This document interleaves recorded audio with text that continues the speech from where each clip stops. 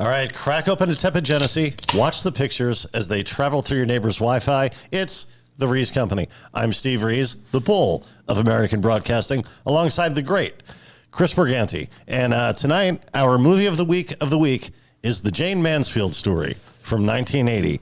But first, we have something else going on that if you saw our previous episode, there's a little heat, little controversy. And this all stems from something you brought to the show, I guess a couple of months ago at this point, a hypothetical argument. Right. About a mythical battle among armies of mythical creatures, mounted mythical creatures, correct? Yeah, there was the centaurs, the pegasi, the rhinoceros, and I'm blanking on the fourth one. Do you recall? I don't. Yeah. But I will say this, it caused a bigger stir than I expected it to. Well, anytime we get any kind of reaction to our show, it's unexpected. It's unexpected and outsized. Right. Ruffled some feathers. Yeah. Now, a friend of ours, friend of the show, Eric Todd, he called in. He left a couple voicemails. We heard them last week of his opinion on your take on who would win in that mythical battle. Well, if you remember, we had to make the distinction of mounted or unmounted. Right. Right. And I think we all agreed that that unmounted centaurs would dominate because they have arms. But mounted is where we had this big, conversation. And Eric apparently, by the way, I'm sick, folks. If I sound underwhelmed, unenthusiastic, or nasally, I've been sick all week. But Eric weighed in. If I sound that way, I've been sick for the last 10 years. Yeah. I don't know what that means, man. Well, I think I always sound the way you just described.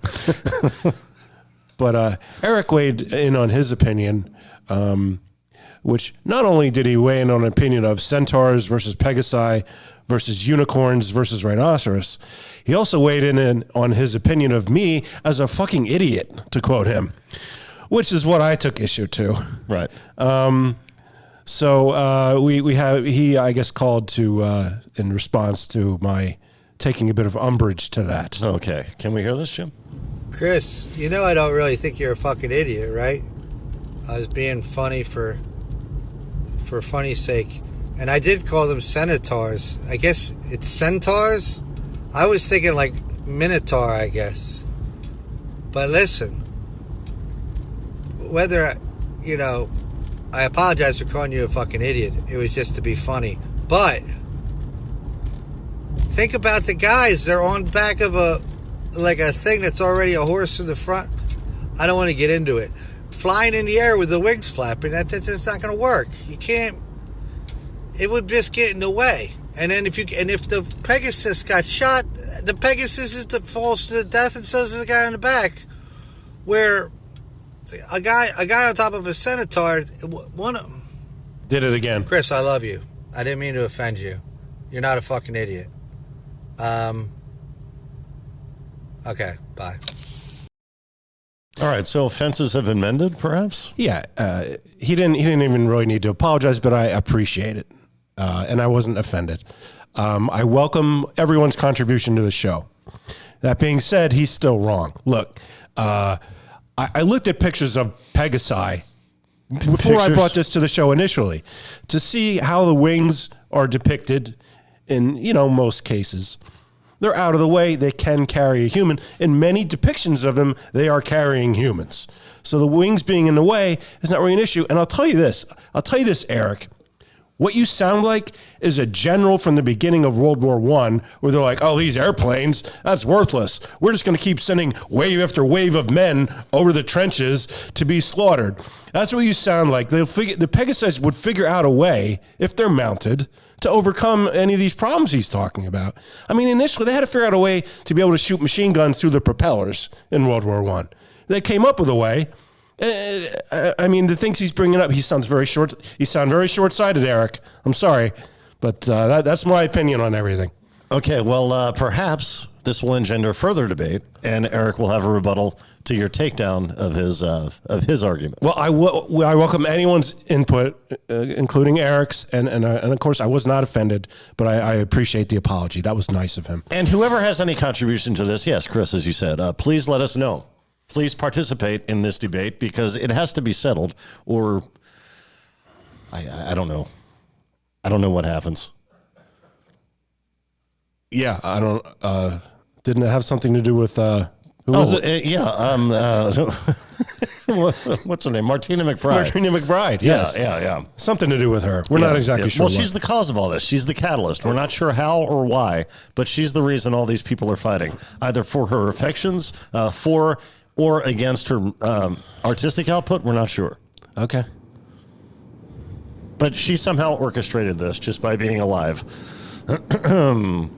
Anything else you'd like to talk about before we get to the movie of the week I've been sick in bed all week. I watched the first season of Cheers. That's what my week consisted of. So I have nothing to discuss. Where is that for you as far as the best sitcoms?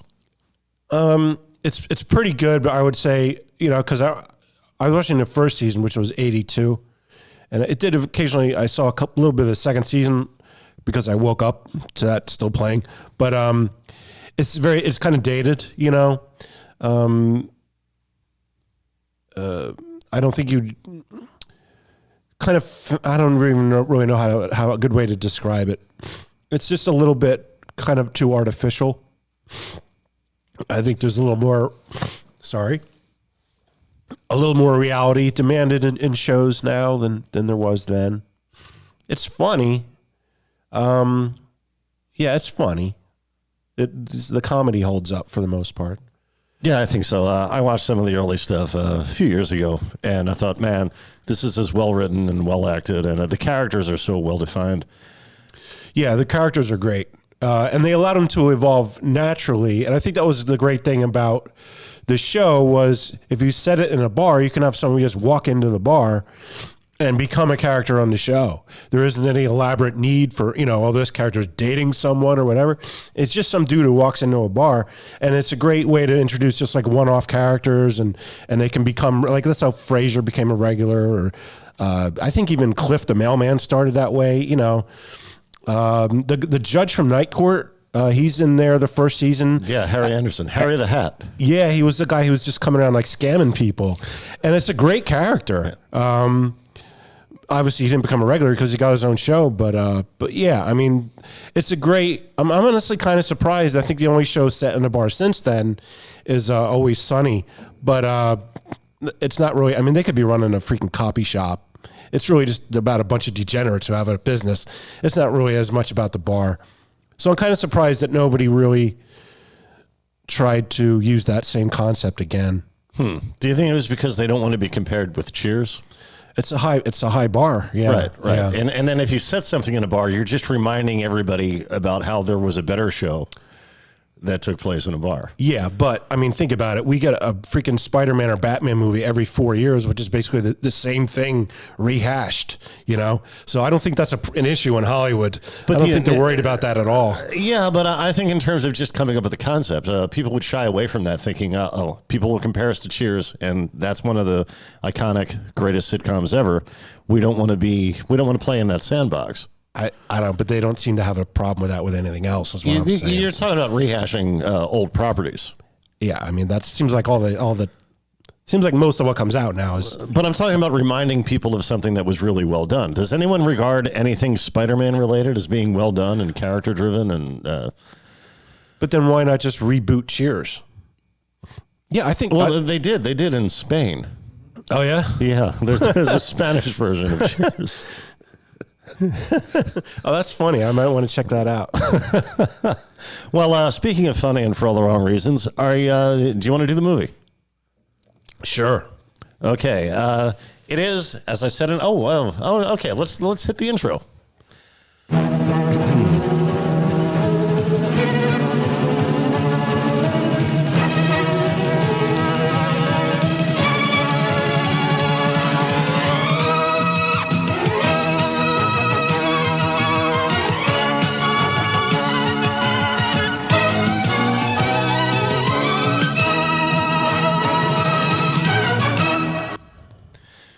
As I mentioned at the top, the Jayne Mansfield Story. It aired on CBS October 29th, 1980. I don't mean to interrupt, Steve, but watching that intro, I just had an idea. Jim, is it still possible to insert things in there? I think it would be nice if we included The Sporting Life in there. It seems to be a common thing that comes up a lot in these movies. And and there is a suggestion of Sporting Life in this motion picture. I don't know if you caught that. I think that may have passed me by. Okay, well, we're going to watch the scene. I'm sure you remember it.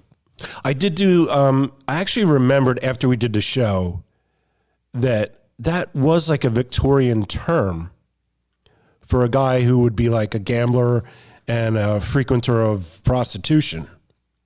Oh, so and like a degenerate. I mean, if that's what you want to call a degenerate, yeah. But I did actually remember that after the show, reading about some guy who was like described that way, who I guess hung around with like, you know, Queen Victoria's son or something, you know, like that kind of shit. Like they would go hunting and gambling and whoring together, basically. But Sons of Monarchs. yeah, I tried to remember who that guy was or just find anything like that, but I couldn't. But I did remember I kind of sounded a little ignorant last show by being so shocked by this, because I did remember hearing about it previously. Well, it did sound like a poetic euphemism. Yeah, I mean, it's a great euphemism. I'm definitely using it from now on. But. So the title role in the Jayne Mansfield Story, I almost did what my mother does. She calls her Jane's Mansfield. Oh, that's weird. For some reason, she thinks that was this woman's name. The title role of Jayne Mansfield is played by Loni Anderson. Right. And at this point, she was best known then and really, to be honest, now. Yeah. For her role in the sitcom WKRP in Cincinnati. Yeah, what else? I don't think she did anything else. No, well, she married Burt Reynolds at one Yeah. point, and much later. Well, maybe she just became a devoted wife and mother. At that Yeah, so an honorable task. point. Yeah, sure. Yeah. This story is based on the book by Martha Sexton called Jayne Mansfield and the American 50s. Now, for those of you who are not familiar with Jayne Mansfield, and as I understand it, Chris, you were not. No, not really. No, I knew two things about her: big cans and no head. That's all I knew about her. So I want to give people kind of a shorthand version of Jayne Mansfield's life, according to this movie. She was born Vera Jane Palmer in Pennsylvania, but raised in Texas. Right down the road from our studio here, actually. Yeah, not terribly far, yeah. Right. In the 1950s, she was a busty, divorced mother working in a Dallas movie theater. Not that one. When an impromptu photo op with a chimp brought her local publicity. Are you sure it wasn't a gorilla? Do you want to explain that? Well, there's a scene where... We're not going to see that part. Yeah, that scene is in this movie where she gets her photo taken with a chimp. But in, Arnold Schwarzenegger, who plays her later-to-be husband, is describing it in, what do you call it, in retrospect to a reporter. And he says, she even had her picture taken with a gorilla. And it's clearly a chimpanzee, and they even say it like 5 seconds later, somebody calls it a chimpanzee. My theory on this, Steve, is that they did like 14 takes of him not being able to say chimpanzee before like, just call it an ape or a gorilla if you can manage that. Just This is very early in Arnold's career. He's still mastering the English language. With a chimpanzee. Okay, look, she's not going the Larchmont. Call it a gorilla. So after this, she made the move to L.A. with dreams of stardom in the motion picture field. But she quickly learned that Hollywood wasn't ready for a woman with a high IQ. Yes, she had a 160-something IQ. I believe that's what they say. Reportedly. Yeah. Reportedly, so do I. So take it for what it's worth. So Jayne, she goes ahead and manufactures an agreeable personality, which basically consisted of her dyeing her hair blonde and punctuating every sentence with a high-pitched screech.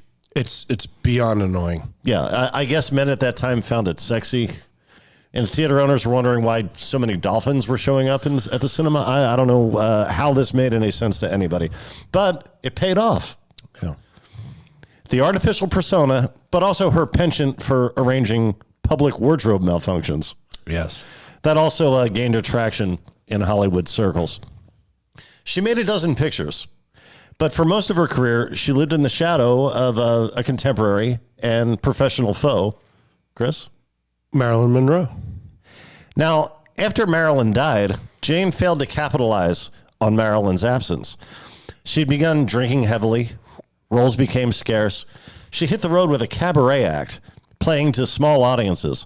And on the way to a show in New Orleans, she died in a car accident at the age of 34, though the movie claims she was 36.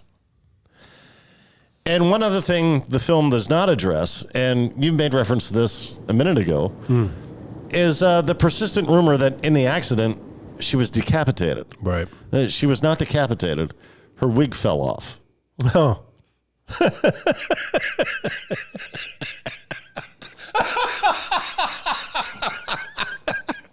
Okay. Well, whatever. Tomato, Chris? Yeah, exactly. So pretty much that's the Jayne Mansfield story. But there's more to this film than that. Chris, as you mentioned, her husband, her second husband. Second husband, yeah. Second husband. Mickey Hargitay is played by Arnold Schwarzenegger. And this film is told through his perspective. He's educating a journalist about the life of Jayne Mansfield. I think World Star is going to have to start retitling a lot of their videos from girl gets weave torn out to girl gets decapitated. I find that very, very amusing. I'm sorry if I... Well, when this film was broadcast, Arnold is 5 years removed from the documentary Pumping Iron. I guess that's where he became prominent as a cultural figure. Right. And still 4 years from his star-making role in as the Terminator. Oh, okay. Yeah. And 23 years from being elected governor of California. Right. And when you watch this, you'll wonder why. Arnold and Mickey Hargitay have a lot in common. They were both born in European countries. Mickey in Hungary, Arnold in Austria. They both began their careers as bodybuilders and both earned the title Mr. Universe. Well, yeah, but I believe he may have even been a mentor to Arnold. That's also possible. Younger in his, earlier in his career. So he seemed to be the perfect guy for this role, Schwarzenegger. Right. Let's see the Hollywood version of the moment Jayne first lays eyes on Mickey. She's attending a Mae West review with her agent Bob and her daughter.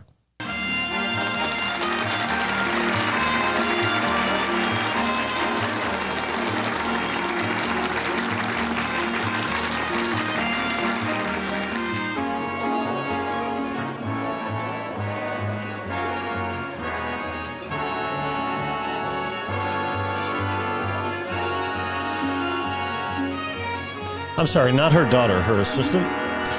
Yeah, it's her assistant and her agent. Okay. The guy's the agent. And, Yeah, Bob's the agent, Carol Sue is the assistant. yeah, she's like her friend from Texas. When she lived in Texas. Yeah, apparently this is what entertainment was in 1958. Is that? It ain't Mae West. So I'll stand around and look at a man Got to meet flexing. him.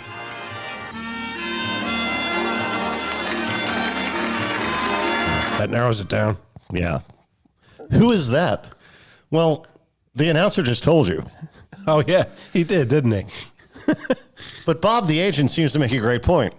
It ain't Mae West, because this is the Mae West show. And I don't see Mae West 1. I'd be a little put off if I went to see something called the Kelly Clarkson Experience, and there was just a man on a turntable making muscles. Well, this isn't explained in the movie at all, but the Mae West Review was a live show in which Mae West, a screen legend from probably, I guess, the 20s and 30s, sex pop. Okay, yeah. Mae West, it was a live show in which she sang suggestive songs and bantered with male bodybuilders. Oh, like Like what? like John Valdi? I don't know what you're talking about. She sang suggestive songs like Oh, come on. Like Dirty Diamond? Like that kind of thing? No. Kind of like a burlesque dance hall. Oh. Yeah. Oh. Yeah. No, not anything like that. Not anything I would find entertaining. All right. All right. I guess we just go to the next one.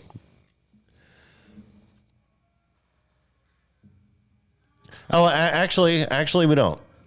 Actually, we don't. I made a mistake. I have to set this up. Both Jayne and Mickey have higher hopes for Jayne's burgeoning film career.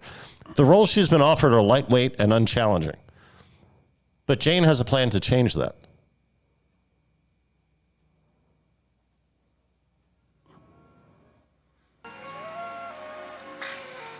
Oh, honey, I know I'm not doing Gone with the Wind or anything, but I have to keep selling the sizzle. After all, I've got the equipment, so why look a gift horse? Hey, it's me. It's Mickey. You don't have to sell me. I know it's dumb, but I don't mind giving it to him a little while longer, until I'm a household name. And then they'll have to give me the scripts I really want. Until I'm a household name. Well, that happened, Chris, did it not? I don't know, man, but this sounds like a harebrained scheme to me. I mean, you walk around talking like you're sucking out of a helium balloon permanently, and somehow that's going to get you the credibility. I don't know. It worked for a time. But her dream did come true. She is a household name, but not in the way I'm sure she intended. I'll give you an example. Man, O.J. Simpson nearly Janed his wife's Mansfield. He took her wig off. Again, based on an urban legend and not at all accurate. No, OJ really did do that. Oh, well, yeah, I'm referring, of course, to the car accident. Oh, okay. After a Hollywood premiere, Jayne and Mickey head home. Jayne has had a lot of champagne. Mickey puts her to bed. It's actually, it looks to be like from an Eric Clapton song, but in reverse. Uh-oh. And then what does somebody jump back onto a balcony?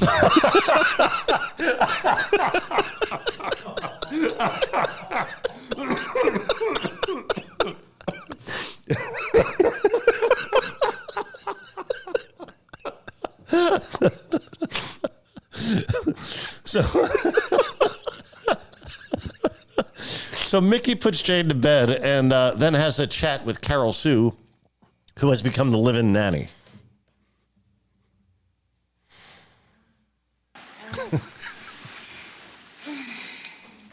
She called me daddy on the way upstairs. Well, that was the other great love of her life, you know. And he died when she was only 3. She never mentioned anything about him. Maybe she was too young to remember. Oh, no. She remembers. They were out taking a Sunday drive. They're laughing and talking. And like that, he has a heart attack and he dies right in front of her.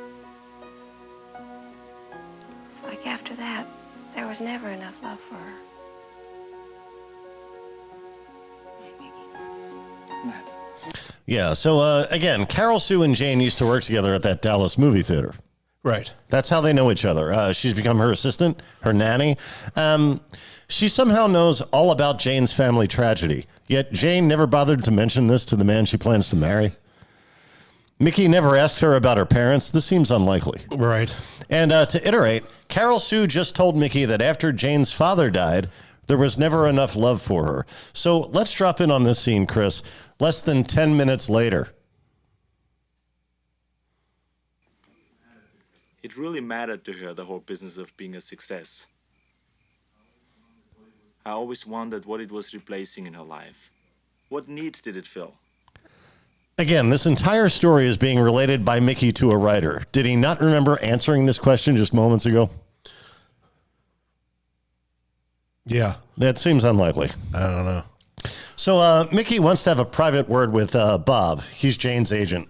We saw him earlier at the Mae West show. Right. Starring a muscle man. Bob comes over to the house because there's no way this could have just been a phone call. You want to talk to me? I need some advice. Oh, professional? And personal. But Jayne and me, we were going to set a wedding date for right after this picture. Now comes Hallow. Will it hurt if we go ahead with our plans? No, I don't see why it should. I just don't want to take a chance and blow the Harlow picture because it means so much to her. Right. Look, Mickey, believe me, you're not going to make things worse. What's wrong? I'm going to be honest with you. There's something funny going on at Fox. It's Arrested Development. No one's going to watch it. See, Jayne has agreed to play the third lead in a Cary Grant film in exchange for playing the lead role, the title role, in a biopic of 1930s Hollywood bad girl Jean Harlow.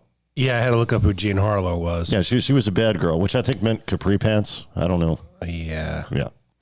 And apparently plucking out all your eyebrows and redrawing them in a McDonald's arch size thing on your forehead.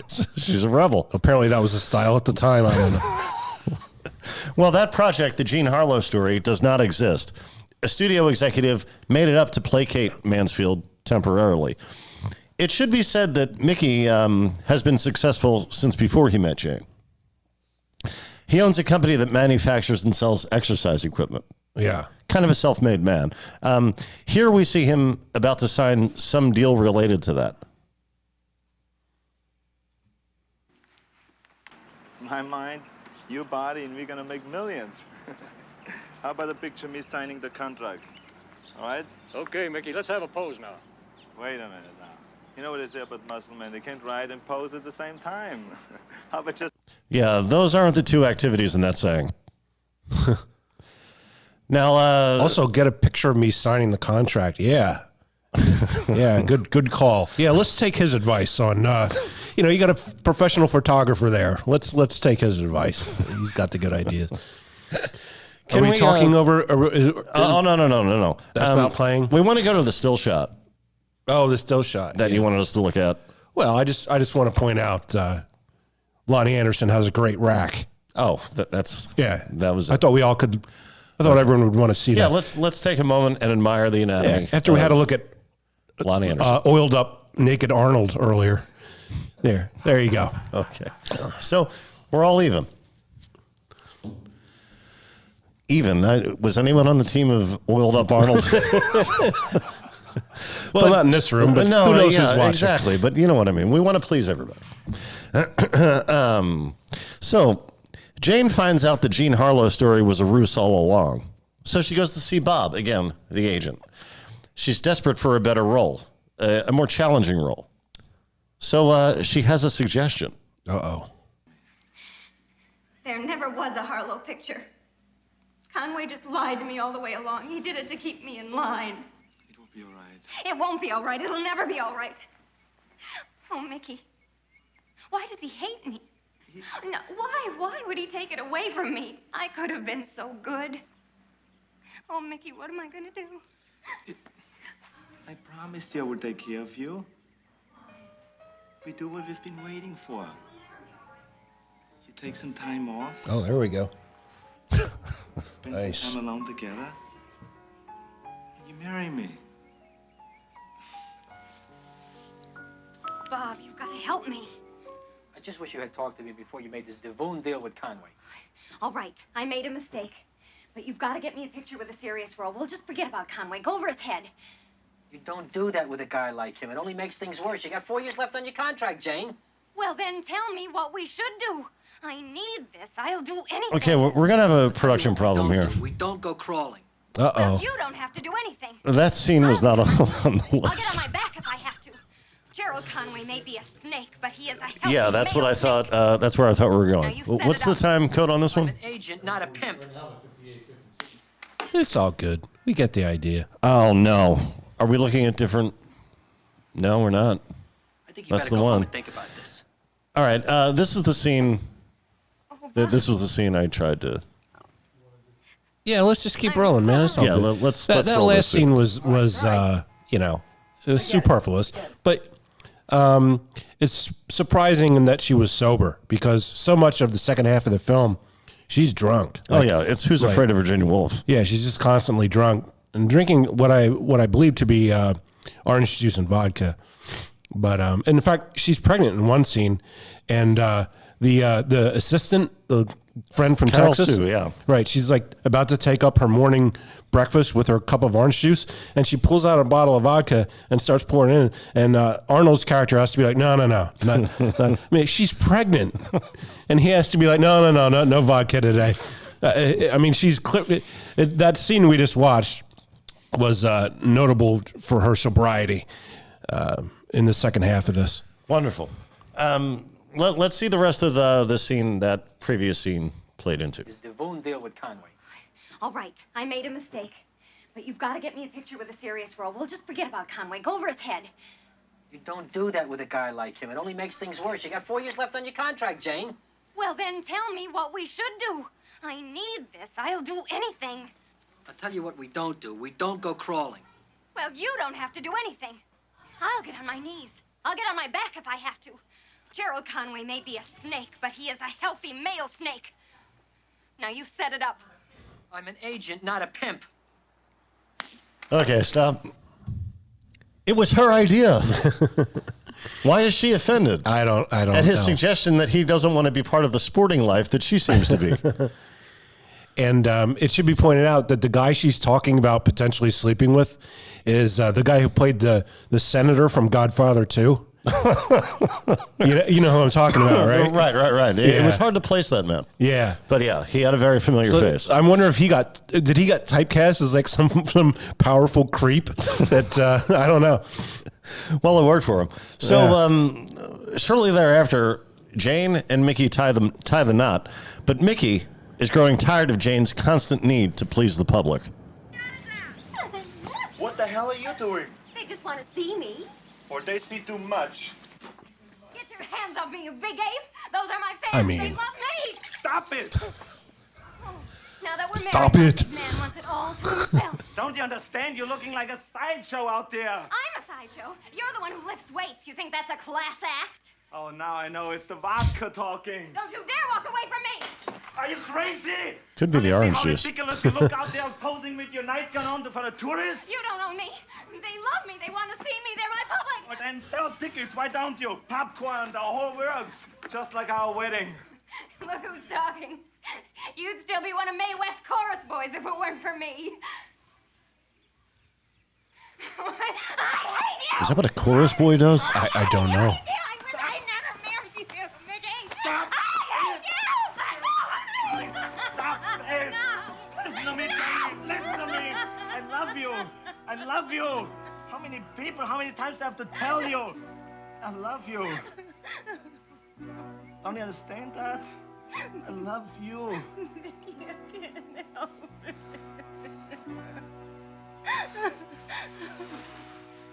I love you.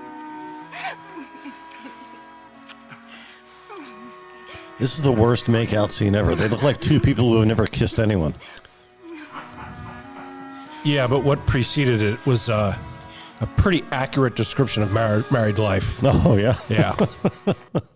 This is what I have to look forward to, Chris. Yeah. I hate you. I wish I'd never married you. I love you. Man, that kissing scene was so awkward. If the timeline wasn't off, I would have assumed Burt Reynolds was hanging out on the set that day. So Jayne gives birth to a son, and just as she's leaving the hospital, Mickey receives some bad news. Oh, yeah. Yeah. The first time I watched it, I could only assume it was bad news because of how Carol Sue reacts to it. Actually, the first 5 times I watched it, I could only assume it was bad news. Let's see this. Well, I had one earlier in the movie where I sent you a text that said I'd challenge anyone to understand what he's saying. Right. But you got it. Well, I just happen to know the ancillary information that related to. Oh, you what got he- it from what he like was context saying. clues. Right. Right. And this scene I actually got. I don't know how, but I got it. That's pretty impressive because I'll tell you what I thought. Okay. I'll tell you what I thought I heard. All right. Well, let's watch it first. Listen carefully. Wonderful offers. Carol Sue. But we're waiting for the new script on Anatomy of a Murder. It was Bob Garrett. The remake got Anatomy of a Murder. Oh, Mickey. So, Oh, what is she gonna do? Yeah, all I could think was, can you believe that? Lee Remick had another Milton Berle. I think what he was actually saying was they're not making the Jean Harlow film. I think was the gist of it. No. Actually, what he said was Lee Remick got Anatomy of a Murder. So you were way off. Oh, wow. Yeah, You were so proud that you interpreted Schwarzenegger accurately. Oh, I should have known. Now that you say it, it's obvious. Yeah. But, man, oh, man, again, this was, I mean, the right guy to play the role for sure. But this guy's he's going to be an orator at some point in his life. I mean, he's going to make speeches in front of, he's got to do the State of the State address. have you seen the one where he plays Hercules? Hercules in New York, something in New like York. that? I believe that none of that dialogue is him. Yeah, they dubbed it. They had to dub it. Right. And that was probably right before this. But, I mean, obviously people saw potential in him, and they were willing to give him enough chances until he developed into, I mean, he didn't have many lines in Terminator, obviously. I think he just had the self-belief. No, but, I mean, that's not He had enough. a drive. That's not enough, as we saw from Jayne Mansfield. You have to have people who believe in you as well. And, I mean, clearly they were right. I guess, but, by like 85, 86, he was able to do regular speaking roles and became one of the biggest A-list stars ever. It's incredible. Yeah. Now, in that scene we just watched, where he delivered that line, Lee Remick got Anatomy of a Murder. Okay. I assume everyone on the set understood him because they knew what the line was supposed to be. So their ears heard what they were expecting to hear as he delivered it. But it's interesting being in the 21st century, being able to watch a scene over and over to determine, just with the drag of a mouse, to determine what somebody said accurately. In 1980, no one had that ability. Right. There is no way anyone watching that program on that night understood that line. Right. Okay. The Lee Remick thing's a joke, right? Like, I'm almost thinking. No, that's what he said. Lee Remick got Anatomy of a Murder. No, that's definitely not what he said. That's dude. what he said. No, that's all right. I don't know. I didn't know if this is a bit or not. Because I understood Lee Remick. Lee Remick stood out as. He did not say Lee Remick. He said Lee Remick got Anatomy of a Murder. Okay. Do we need to look this up? He said the name of the guy played by the senator from The Godfather. And then he said he canceled what was her name? The whatever story? The Jean Harlow story. He canceled the Jean Harlow story. That's what he said. That's not what he said. That is, okay. All right. Okay, right, see, let's just go to the next I could be scene. completely wrong, but this kind of makes the point. Let's just go to the next That scene. Arnold Meredith Schwarzenegger was Baxter's in not it. prepared to be a public speaker. Right.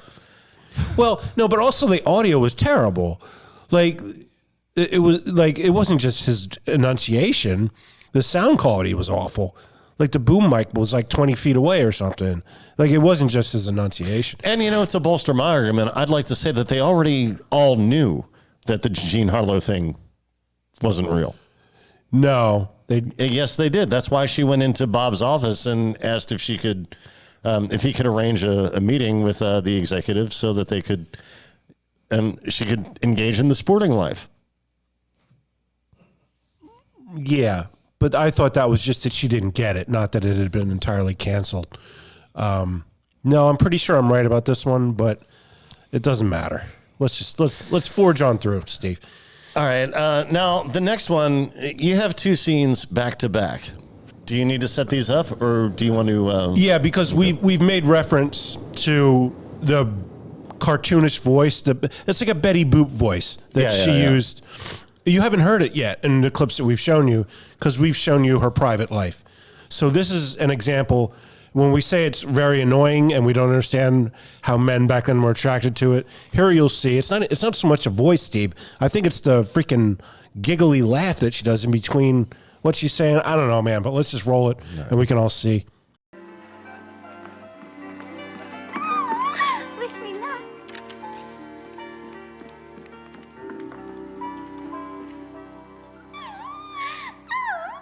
Please excuse What my the lack hell? of formal attire. The way she's walking.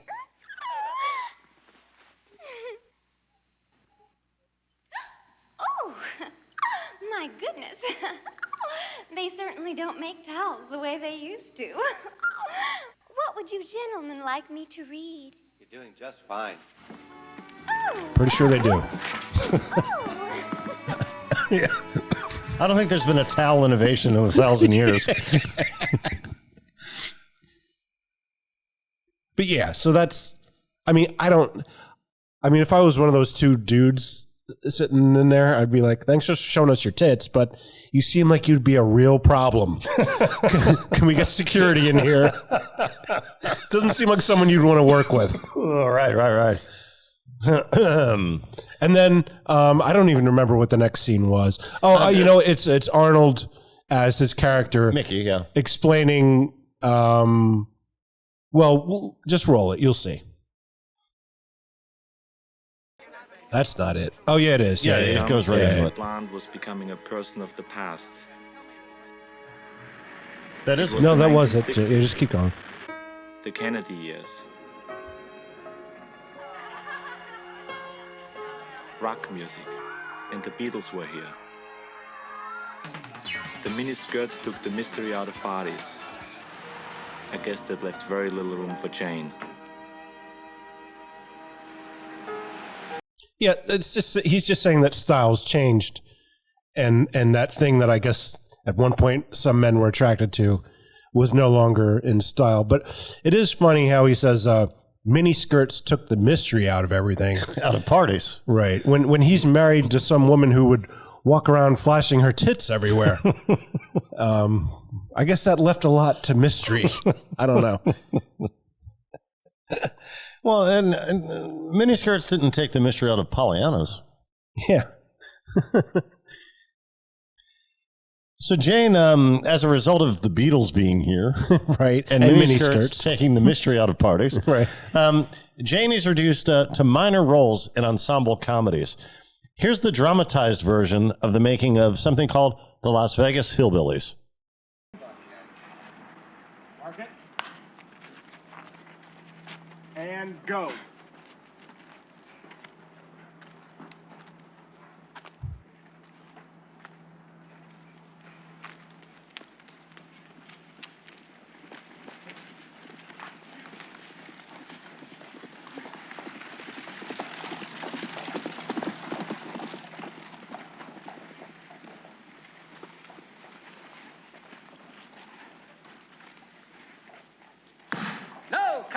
You are supposed to shoot the man, not the ground. Yeah, that's Alec Baldwin on every movie set for the rest of his life. What's going on over here, Alec? Can't you aim a weapon? Pull the trigger? You have to aim it at the person you're supposed to be fighting in this scene. And if you watch it, he didn't fire into the ground. Clearly, neither of them did. Yeah, I don't know. And that's also. Do you think that was an elaborate shot? Did you see all the people walking between? Yeah, a lot of extras. Right, and then he's just like, "Fuck it, we'll do it tomorrow." Like, wait, you already had everything blocked out. And did they spend all day just to get that one take, and then when it didn't work, like, oh, let's try take two tomorrow. I don't understand what's going on. Was that meant to be a spaghetti western? Like they were talking about. Maybe we'll live here or something. I wasn't sure if they were in Italy or what. They said up here. So I don't know where they were referring to as up here when they said where they were making this picture. Like I didn't know if that was like a real film. Like it's a real film. Yeah. It's described by Wikipedia as a country music comedy film.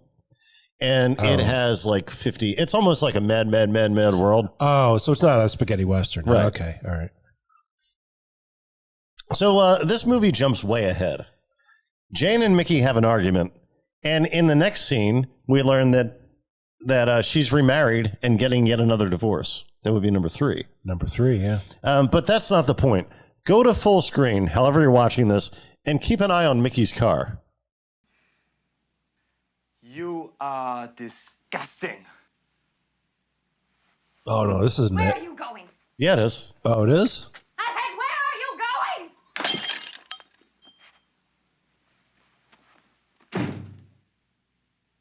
That's the Why argument. does everybody leave me?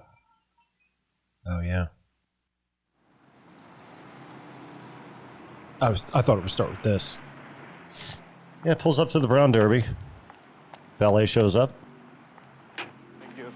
park it, okay? Just park it, okay? Wow.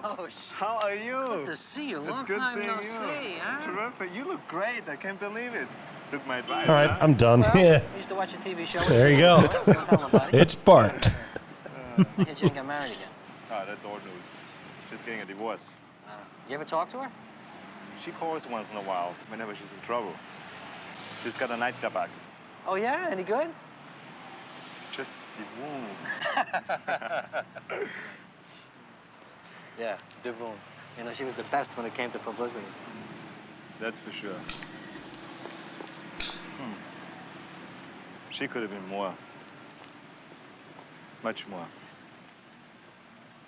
Yeah. Well, I gotta go see some people out here. Take it easy, huh? Okay. Take care of yourself. All right. Thank you. All right. See you, Bye-bye. Bob. Yep, there's his car. He couldn't have moved it 4 feet himself. Because that's all the valet did. Is parking a car like posing and signing at the same time? That's bad direction is what that is. Yeah, it's terrible. They thought it would be out of the shot, obviously. But, mission not accomplished. Right. We may as well show how they presented the ending of the story. Oh, yeah, right. Jayne, her entourage, and her youngest children, including future Law & Order's SVU star, Mariska Hargitay. Right. They're caught on the road behind a truck spraying pest control chemicals. By the way, did you know they started making new episodes of Law & Order? Yeah. The original series with Sam Waterston? Sam Waterston. Yeah, it's great. Yeah. Yeah, I'm so happy. And I love Meredith it. Baxter, original cast member, Meredith Baxter. That's what you're about to tell us? Well, we'll see. I mean, I'm sure she'll be on it at some point. You don't remember insisting that she appeared in the Oh, the TV other film? Law & Order. Okay, Yeah, gotcha. All right. Okay, let's see how they portray the tragedy. The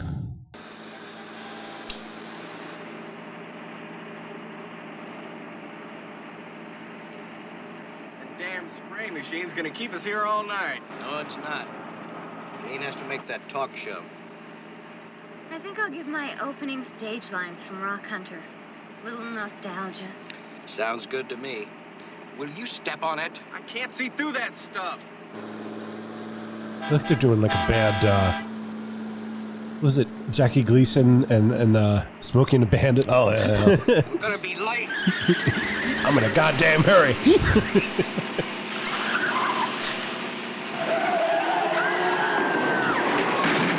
Like, he just put his foot on the other guy's foot. like on his right foot to be like, here, go faster. Like, wow, that's insanely dangerous. I think he also grabbed the wheel. Yeah. No, that guy's a real wild card. So what happened is the front of the car slid under the back of the truck, causing fatal head injuries to those in the front seat. Yeah, but the children in the back seat were fine. Yeah, only minor injuries. And you see on trucks today a protective and reflective metal piece on the back lower end of larger vehicles to avoid this. Yeah. And it's called the Mansfield Bar. Oh, really? Yeah, for its inventor, Phil Mansfield. Oh. No. Oh. It is indeed in honor of Jayne Mansfield, okay. because that was a regulation she was able to bring about through her death. Now, there's also something in the scene where during the horrible valet scene, and you hear it throughout the film. I think this is the only time we heard it in any of the scenes we watched. The term Devoon. Did you notice that? People said Devoon pictures. Oh, she's making another Devoon picture. Yeah, I didn't catch that. They said it at least 24 times. Okay. I had no idea what that was. I had no idea how to spell it, so it was very difficult to research, but eventually I hit on something. It's a sideways pronunciation of divine, and it was contemporary slang for wonderful. And she used the term in her first Broadway show, Will Success Spoil Rock Hunter? And she also played a character called Trixie Devoon in a burlesque review called The Tropicana Holiday. Oh, I thought they were saying vavoom, as in va-va-va-voom. That was an option I considered too. Yeah. And that was, that yielded no results. Okay. Devoon. So another Devoon. Devoon picture. Oh, Devoon. Oh, she was the best. Davoon. Well, that's weird. Anything else you'd like to say about this photo, this motion picture before we rate it? No, I mean it's. As not knowing anything about her, it was informative. But is she real? I mean, I don't even know if she's really that important. Now, when you say not knowing anything about her, how far did you at least know the name? Yeah, like I said, I knew that she had big cans. Oh, yeah. Okay, correct. And I knew that she lost her head, which apparently was only a wig. Yeah, not true at all. Right. No, I'd never seen any film with her in it. I guess she did a couple that were decent, right? But when I looked it up, she had a couple that seemed like they were worth watching. Is what I'm saying. But I hadn't seen them. So what do you give the Jayne Mansfield Story? How many Meredith Baxters? I would give it 1 for the movie and 1 for Loni Anderson's rack. So I'll give it 2. Okay. And I'll agree with that assessment. Not for the same reason. I thought it was entertaining, but not for the right reasons. Okay. So I'm not going to give it a rave, which I would think would be 3 or more. Right. So I'll stick with 2. So in that case, we agree on this one. Oh, yeah. Maybe the first time we've agreed. That may be the case. Yeah. Chris Morgani, anything we didn't talk about you might want to talk about? No, I'm good. Okay, well, we hope you get better, and we'll see you better all next week. We'll see you all next time. Thanks so much, Chris Morgani, Eric Todd, Jim. Really? That's it?